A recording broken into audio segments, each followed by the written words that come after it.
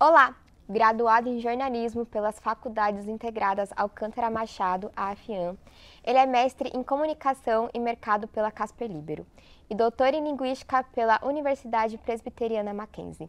Tem vasta experiência na área de comunicação, atuando principalmente com jornalismo, internet e análise do discurso. E é professor no curso de jornalismo da Universidade Presbiteriana Mackenzie. O projeto Memória do curso de jornalismo recebe hoje o jornalista e professor José Alves Trigo. Oi, professor, muito obrigada por ter aceitado o nosso convite e seja muito bem-vindo ao projeto Memória. Obrigado pelo convite, é muito bom estar aqui com vocês. Trigo, para começar a nossa entrevista, eu queria te perguntar o que te motivou a entrar no jornalismo? Eu acho que uma contingência de fatores, são vários fatores. Primeiro que eu sempre gostei dessa coisa de ler, de conversar com as pessoas. Eu acho que o jornalismo é basicamente isso, né?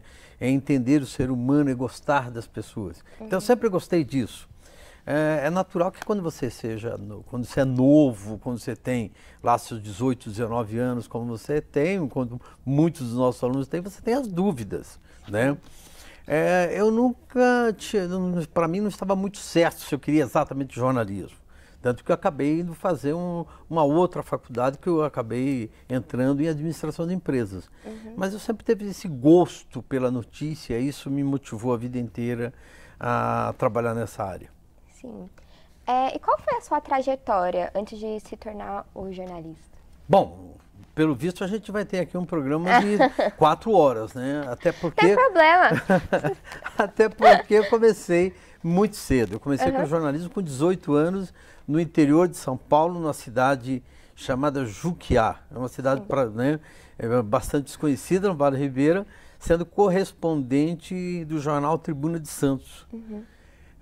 Com isso, acabei depois tendo um convite para vir trabalhar em São Paulo, na Folha de São Paulo, e eu entrei na redação da Folha de São Paulo aos 19 anos de idade, quando tinha figuras, algumas delas que já só estão nos livros, né? Eu conheci pessoalmente, como Cláudio Abramo, o próprio Boris Casoy era um jornalista que trabalhava em política, então eu tive contato com muita gente na redação. E eu comecei assim, comecei fazendo notícias pequenas de jogos de futebol no interior de São Paulo. Aqueles jogos assim de várzea, né? Claro, óbvio. Né?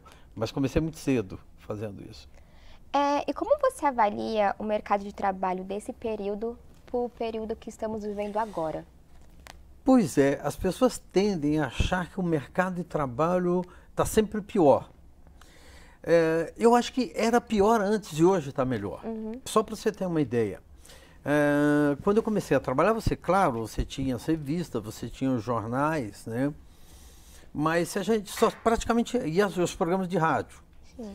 Mas em compensação você tinha quantos canais de televisão? Devia ter uns 4, 5. A gente conhecia o canal de televisão por número. Hoje tem desenho. Né? Então o canal 5 é a Globo, né? Ou sei lá, acho que era o 9, a TV... Rede TV, a antiga TV Manchete, a gente conhecia por número. Hoje em dia é impossível isso. Até porque se você for por número, você vai... Canal 252, porque a grade tem 300 canais. Então você tem muito mais abertura. Você tem uma abertura do mundo digital. Antigamente você só podia praticamente trabalhar nessas grandes equipes, você fazia nessas grandes empresas. Você fazia jornalismo sonhando em trabalhar na Globo, na Folha, na Veja, né? E hoje não, hoje você pode trabalhar em uma dessas grandes empresas, mas você pode também desenvolver um projeto próprio no mundo digital, que é algo que eu acho que ainda está muito incipiente para nós jornalistas e está começando. Então, hoje tem muito mais opção. Eu não posso esquecer de uma coisa, temos ainda o mundo empresarial, né, da comunicação corporativa, que isso começou a surgir de fato por volta dos anos 90, ou dos anos 80 já existia, mas era muito incipiente. Então, esses novos mundos abriram uma série de oportunidades para quem está hoje trabalhando ou pensando em entrar no mundo de jornalismo. Sim. Você tocou na parte das redes sociais. Como você acha que o jornalismo ele está entrando nessas novas redes? Que agora a gente tem o Instagram, a gente tem o TikTok. Temos o Facebook aí também, que às vezes a gente entra. Eu acho que é um desafio. E é um desafio e é legal, um desafio maravilhoso para vocês que estão entrando. Porque o jornalismo ainda não descobriu, de fato, eu acho que há muito o que ser descoberto ainda e ser desenvolvido, que é a pergunta mágica: como ganhar dinheiro com isso? Né? Eu vejo que, por exemplo, hoje uma revista como a Vogue, que né, muita gente gosta, é uma revista que tem uma impressão de cerca de 30 mil exemplares por cada edição. Em compensação, ela tem 9 milhões de seguidores no Instagram. Agora, o jornalismo sabia a fórmula de como ganhar dinheiro com o impresso. Eu coloco um anúncio e tal. Agora, a fórmula, como é que eu faço para que esses 9 milhões de seguidores que eu tenho no Instagram, eles se transformem em dinheiro? Né? Eles só se transformam em dinheiro, digamos, para a revista Vogue e para os seus profissionais, para nós jornalistas. Afinal, a gente precisa de dinheiro para viver. Tá? Então, essa fórmula, o mercado está aí, ainda acho que não se descobriu. Essa fórmula não está bem clara. Sim. Bom, todo mundo conhece o Trigo, professor aqui do Mackenzie. E como você se tornou professor, vou sair mais ou menos do jornalismo, né, do dia a dia, e vou ensinar isso para as pessoas que estão querendo estudar. Na verdade, eu não saí do jornalismo. O jornalismo não sai da gente um dia que a gente, desde que a gente gosta do jornalismo, vive, acho que a gente, né, ela não sai. Na verdade, eu comecei a dar aula meio que por acaso. Antes o professor lá que não queria dar aula, não era nessa faculdade, afinal aqui todo mundo dá aula, mas um cara não queria dar aula numa outra faculdade. E aí ele me convidou para que eu fosse lá falar sobre a minha profissão. E eu falei, vou falar o quê? O que é muito comum quem é da área fazer isso. E ao invés dele dar aula, eu fiquei lá falando, né? E eu fiquei a aula toda falando. Terminou, os alunos gostaram. E aí, me convidaram para que eu começasse a dar aulas. Tá? Foi meio que por acaso. Quer dizer, não é bem acaso. Obviamente que acaso é uma questão ali que acontece na vida das pessoas e que junta uma certa competência com a sorte, se assim vamos poder dizer. Mas ela não acontece por acaso. Se alguém me chamar por acaso para eu chegar e dar uma aula de direito, eu não vou ter condição de fazer isso. Tem que ter uma competência. Felizmente. Também, né? Mas você sente falta de estar no dia a dia ali do jornalista, de estar trabalhando na redação? Sim. Sim e não. Eu acho que o dia a dia, o hard news do noticiário é uma coisa para quem tem de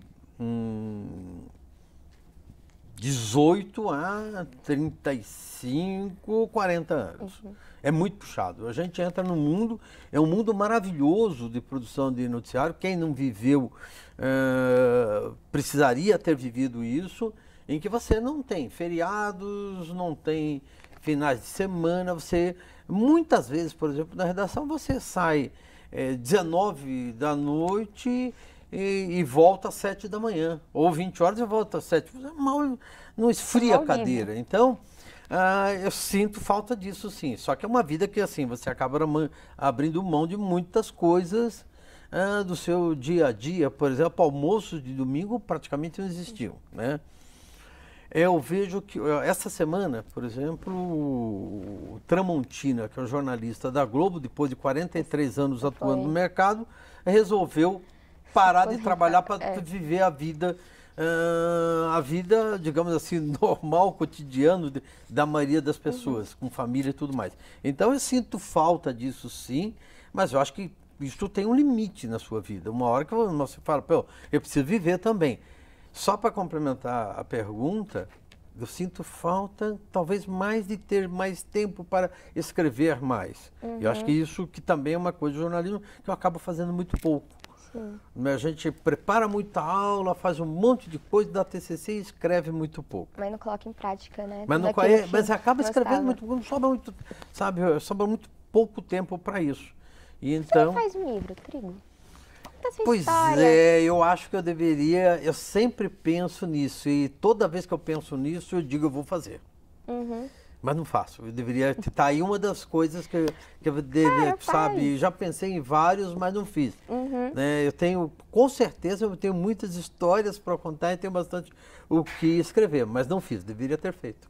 Quem sabe uma hora eu faço. Eu acho que ainda dá tempo de fazer. Dá tempo? Nossa! Dá tempo. Oh, para! O Mackenzie ele é um grande nome por aí fora, nas empresas. E o que você acha do curso de jornalismo que ele entrega? Eu acho que os cursos de jornalismo, em geral, seja do Mackenzie, ou seja de qualquer outra universidade, exigem uma contínua atualização. E eu digo atualização, inclusive, da sua grade, do seu propósito. Né?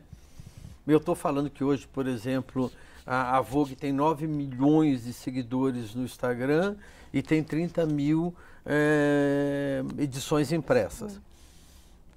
O curso de jornalismo tem que estar pronto para isso, mas eu acho que mais ainda, viu?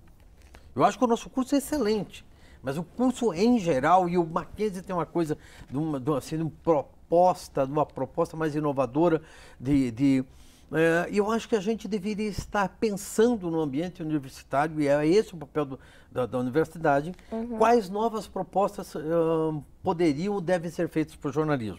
E eu te explico. Ao invés da gente tentar replicar um modelo antigo, a gente tem que mostrar para o mercado o que pode ser feito. Não podemos esquecer que Google saiu de dentro da universidade, o Waze saiu de dentro da universidade, ou seja, a universidade propôs ao mercado novas ferramentas. Sim. Eu acho um erro quando o curso acaba repetindo. Vamos fazer um documentário parecendo o Jornal Nacional. Desculpe, o Globo Repórter. O Globo Repórter existe há 40 anos. Ninguém quer isso. Agora, por exemplo, a gente deveria estar pensando como é que eu faço um aplicativo para os smartphones usando o jornalismo. E de repente fala, poxa, mas é a gente que propôs isso e essa proposta que a gente fez ficou uma porcaria, não tem problema. Você faz uma porcaria, faz um outro que acerta e assim caminha a humanidade. Assim deveria caminhar a universidade. Propor ao mercado coisas novas, não repetir o que o mercado já faz. E foi uma coisa que eu aprendi tanto na sua aula, que a gente teve no semestre passado, que o jornalismo não é só ficar falando em frente à televisão, não é só a rádio, são outras coisas. E eu não tinha noção daquilo. Pra mim era só, vou falar na rádio, vou falar na televisão, acabou. Mas nas suas aulas você falava, não, gente, temos que fazer uma coisa diferente. Isso é um estereótipo que tem do jornalismo, né? O estereótipo do jornalista, daquele cara que sai na rua só entrevistando. Se o estudante pensa assim, imagina as pessoas que não... Exatamente. E eu acho que nós temos um mundo, e isso eu sou fascinado pela comunicação e pelo jornalismo. Eu acho que a gente tem muita coisa a desenvolver. E, inclusive, isso dentro da universidade. A gente pode desenvolver muita coisa nova e, às vezes, a gente fica muito naquele formato mais antigo, né? E eu tenho uma frase que eu gosto muito, que eu acho que é do Drummond, que é difícil a gente se libertar da fonte onde a gente bebeu um dia. Esse é o nosso desafio, porque se a gente não se libertar dessa fonte de onde a gente já bebeu um dia, a gente não vai caminhar para frente. E é esse o propósito da faculdade. Trigo, eu ainda tenho mais perguntas para te fazer, mas vou fazer no próximo bloco. O projeto Memória do curso de jornalismo volta já.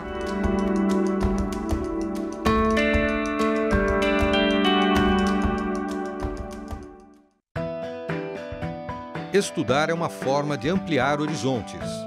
E no Mackenzie sempre é hora de aprender. Não importa se você é adulto, criança ou adolescente. Por aqui, você sempre encontra educação de qualidade. Do ensino infantil à pós-graduação. Descubra o que o Mackenzie pode oferecer. Acesse o nosso site. Mackenzie, cada vez mais perto de você.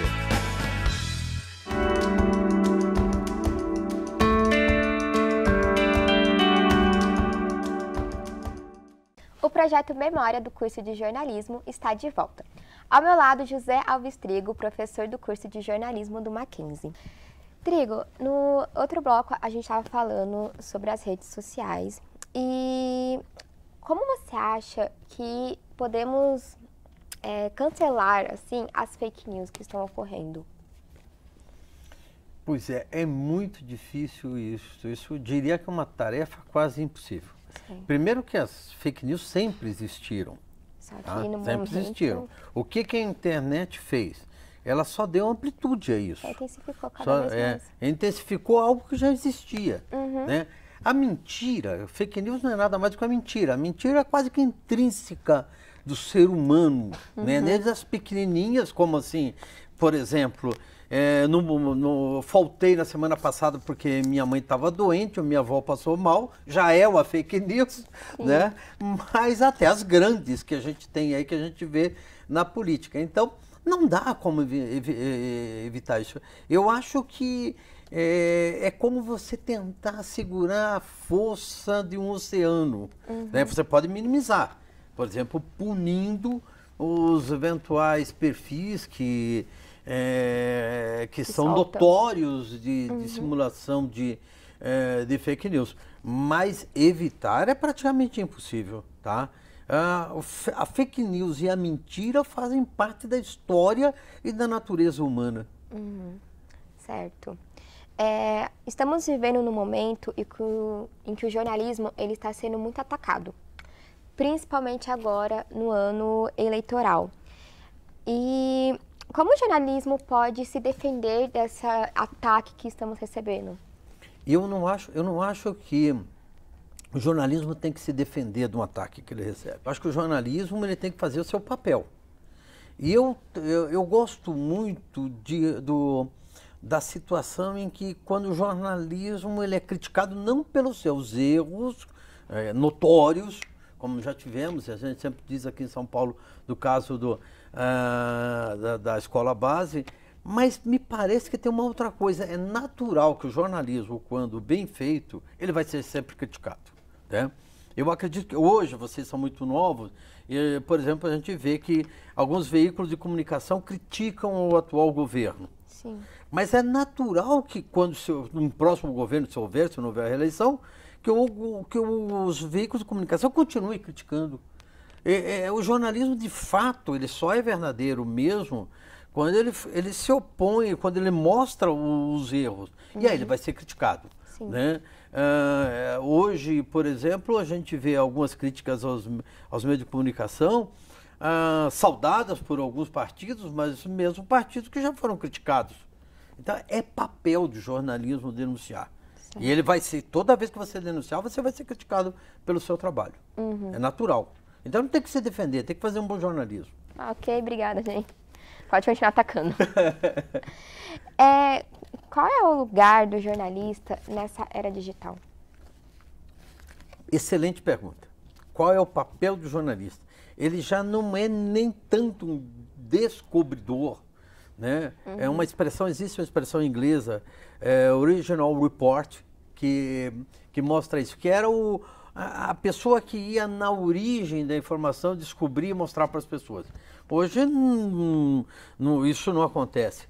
Né? Vamos pensar hipoteticamente se a gente tivesse um incêndio né, na Paulista. Até o fotógrafo chegar lá, até o repórter chegar lá, nós já teríamos centenas, milhares de fotos produzidas. Então o jornalista vai mais do que nunca ser um mediador. E ele vai ser um intérprete dessa informação. Então ele vai juntar tudo isso. Né? Nós tivemos não tão recente, mas um acidente com um avião de um ex-candidato à presidência da República, Eduardo Campos, quando o avião caiu em Santos. Sim. Até chegar lá, um monte de veículos já tinham dado. Por isso que, por exemplo, a gente vê que cada vez temos menos, por exemplo, ao chamado, né, na Rede Globo, aquela musiquinha do fato que foi descoberto por eles e que tem uma novidade. Isso cada vez tem menos. As novidades estão sendo descobertas pelas pessoas, não pelos jornalistas. Mas ao jornalista cabe o papel do intérprete. Trigo, em algum momento você já pensou em largar o jornalismo ou a profissão do professor? Nunca. Eu vou fazer o que na vida? Sabe, pintar, não sei, jogar bola, não sei. Gente, a única coisa que eu sei fazer, talvez, né? Não tão bem, não sei, mas aí quem julga são vocês. Eu só sei trabalhar com jornalismo e dar aula. Né? Eu faço algumas outras coisas, eu não sou um Hilber, né? Mas eu tenho os meus hobbies, eu gosto de carro, de mecânica, de música, de eletrônica, mas eu acho que todos acabam sendo ligados ao jornalismo. Você tinha comentado que antes de fazer a faculdade de jornalismo, você tinha feito outra faculdade. Sim. Por que você parou no Eu meio? parei porque quando eu descobri que tinha um negócio, uma disciplina chamada Matemática Aplicada ao Jornalismo. E aquilo tinha o professor fez uma lousa inteira de uma fórmula.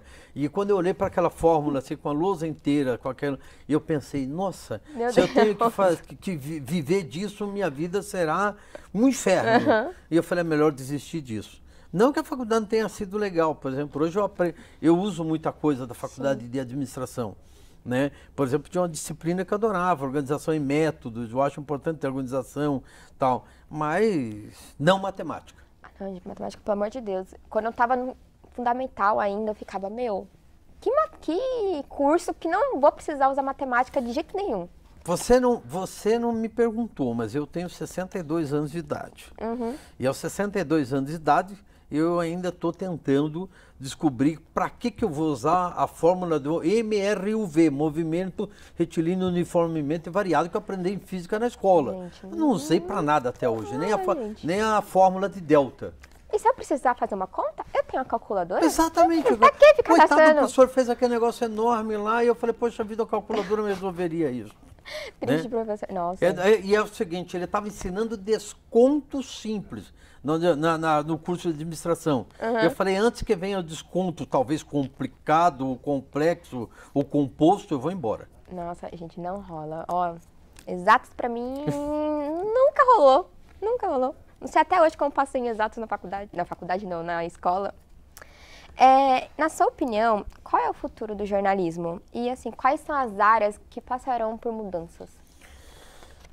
Pois é, sempre quando alguém se mete a fazer umas profecias, né, em termos de futuro, corre o risco de falar uma grande bobagem.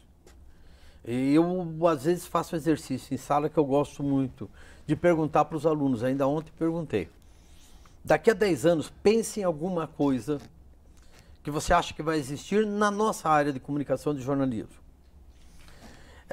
E normalmente 90% das coisas, ou quase 100% na sua totalidade, das coisas que a gente pensa, elas já existem. Tá? As pessoas já existem. Então, as coisas... É muito difícil você prever aquilo que... O que seria algo... mas uma televisão no celular... Eu só tenho certeza de algumas coisas, se é que dá para chamar de certeza. Muitas das coisas vão passar pelo smartphone. Eu me lembro de há pouco tempo, numa palestra aqui do Mackenzie, de que um professor dizia exatamente isso, um professor convidado, e dizia assim, olha, os computadores deverão sumir, né? As edições deverão ser feitas, por exemplo, todas em celular. Ainda ontem um aluno me falava de um aplicativo no celular em que a nossa entrevista, por exemplo, aqui, ela poderia ser, haveria os caracteres, todos iam ser gerados automaticamente. As legendas seriam todas automaticamente geradas. Então, aí eu perguntei, mas tem isso para o computador? Porque eu ainda sou um cara das antigas, do desktop, do notebook. Ele falou, não, professor, só tem no celular. O futuro é para o celular. Eu tenho um aplicativo que, por exemplo, gravo vídeos de drone, ele edita tudo no celular, não precisa do Premiere, do Vegas, do Filmora, até faz tudo no celular. O futuro parece que passa pelo celular, mas nem isso é uma certeza. Pode ser que venha alguma coisa mais moderna que o celular. Difícil, hein? Temos o celular, não, agora temos difícil um relógio. É possível. Agora a gente tem um relógio também, que é um celular no pulso. O que daqui a 10 anos é possível, é muito difícil a gente prever. Eu só tenho alguma certeza. O jornalismo sobrevive Eu diria que não o jornalismo, e talvez o jornalismo mesclado um pouco mais com publicidade. Eu acho que publicidade e jornalismo dentro de 10 anos serão uma coisa só, comunicação. A gente já está se misturando já agora, tá né? juntando, né? Mas eu acho que a tendência é isso estar cada vez mais próximo. Existem outras faculdades, como por exemplo Relações Públicas e tal, tudo isso vai estar num núcleo só. E que isso, ela tem que existir, o mundo precisa de comunicadores cada vez mais. Agora, tecnologia, é difícil da gente prever isso. Alguém me disse assim, professor, teremos daqui a 10 anos carros voadores. Mas já estão fazendo. Já está previsão de 3 anos um carro em formato de drone. Vai fazer um Uber drone, já 3 anos, vai cair na nossa cabeça. Mas eu vi essa reportagem que já estão fazendo. Então, a gente fica sempre pensando em coisas e para o jornalismo não é muito diferente. É difícil a gente imaginar, até porque tem uma outra coisa. Se a gente conseguir imaginar, e isso é um papel, acho que da universidade, vou voltar a esse papel da universidade, de tentar desenvolver esse espírito mais visionário, digamos assim, é o que vai te dar dinheiro. Se você descobrir o que vai dar, né, o que vai fazer sucesso daqui a 10 anos, você ficará milionária. Eu vou conhecer, eu estarei lá, um velhinho lá, aposentado, em casa, e falei, nossa, aquela milionária lá, a Ana lá, foi minha aluna. Já dei aula para ela, hein? Eu já dei aula para ela, né? Não esquece de mim. Enfim, claro que você não vai atender meu celular, mas enfim, tá? Nem vai existir celular. Vai ser, sei lá, vai ser alguma coisa mais importante que o celular. Bom, Trigão, vai ser agora a última pergunta. E assim, quando eu falei pro pessoal que eu falei, quero fazer jornalismo, muitos me falavam, nossa, sério, jornalismo? Jornalismo vai acabar. Para fazer jornalismo não precisa de diploma. Foi as coisas que eu mais escutei durante 4 anos. Você acha que vale a pena ser jornalista? Não há a menor dúvida de que vale a pena ser jornalista. Mas a pergunta que você fez é um pouco diferente. Na verdade, o posicionamento é quase que vale a pena a faculdade de jornalismo? E aí eu te pergunto, você está no terceiro semestre. Você acha que com a pessoa do segundo e terceiro semestre é apta, por exemplo, a enfrentar? Nós estamos aqui numa bancada, por exemplo, da Globo News, para discutir assuntos de geopolítica, de economia, ou qualquer assunto. Você se sente confortável e apta para isso? Provavelmente não. Gente, eu fico nervosa aqui. Provavelmente não. Ou seja, isto é uma prova. Mas eu conheço uma pessoa que não fez faculdade e que consegue fazer isso. Há, sim, sem dúvida, no universo, pessoas que são autodidatas. E para autodidatas, né, e alguém vai me dizer assim, mas o Leonardo da Vinci não fez faculdade, até porque não tinha faculdade, mas ele teve um tutor. Então precisa, sim. É que algumas pessoas dizem que não precisa faculdade no sentido de precisa estudo. Claro que é preciso. Eu já escutei cada absurdo que falar só sentar e começar a olhar para a câmera e falar. Ou escrever qualquer bobagem nas redes sociais, que isso vai te dar muito dinheiro. Gente, se eu escrevo qualquer bobagem pro Trigo, ele acaba comigo. Não, obviamente que você não. Obviamente que se você escrever qualquer bobagem não vai dar dinheiro. Então, essa é um. Nós já tivemos períodos em que a medicina não exigia curso. Isso para mim é uma grande bobagem. Eu vou dizer uma outra coisa só para a gente, acho que, terminar essa nossa conversa. Eu estudei administração, não concluí o curso. Para você ser CEO de uma empresa, há uma lei, há uma obrigação que exija que você tenha um curso superior? Não me exige. Você pode ser CEO de qualquer multinacional sem ter feito um curso superior. Não há lei para isso. Mas aí eu volto à pergunta. É possível que você seja hoje CEO de uma multinacional sem você ter feito um bom curso superior? Você tem nenhum conhecimento. E não basta fazer um curso superior, ser um bom curso superior. Jornalismo é a mesma coisa. A lei não exige. Qualquer um pode ser CEO de uma multinacional? Pode. Em tese, pode. Qualquer um pode tocar um programa na Globo News, na Globo, qualquer grande emissora de televisão. Pode, sem problema nenhum. Certo. As pessoas conseguem essa competência sem universidade? Não. Então está respondido. Obrigada. E esse foi mais um programa do Memória Jornalismo. Muito obrigada a todos por terem assistido. Muito obrigada, Trigo, por ter aceitado fazer parte desse programa. É muito bom estar conversando com vocês, né? É maravilhoso. E uma das coisas mais legais da aula presencial, é poder estar próximos e conversando com vocês. E o nosso muito obrigada também a você que nos acompanhou nesse bate-papo. Até o próximo episódio do projeto Memória do curso de jornalismo.